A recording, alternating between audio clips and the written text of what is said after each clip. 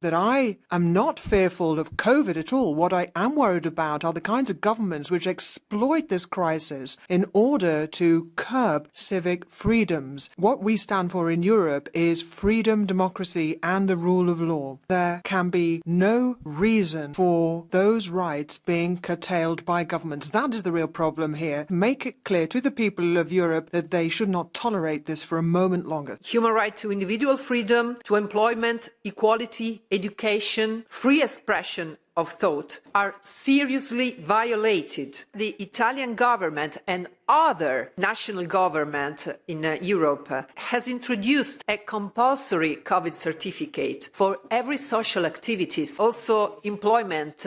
And so we are forcing citizens to receive invasive and risky health treatment. We must today all stand for the defense of human rights in Europe. Let's give back to people their right to live a full life with all the human rights without any more distinction between vaccinated and unvaccinated people. Let's treat everybody as human beings, as our Chart of Human Rights obliges us to do. It is really sad to see our freedoms, rights and rule of law endangered. Unfortunately, in some countries you cannot keep your job without a digital green certificate. You cannot enter a public building without DGC. You cannot enter a shop. We are facing now, on the contrary, more and more evidence in practice and more scientific research and evidence. People carrying DGC can indeed infect other people. DGC is a license to spread and infect. Unfortunately, DGC gives a false sense of security. DGC is completely illogical, it's non-scientific, and it must be abandoned.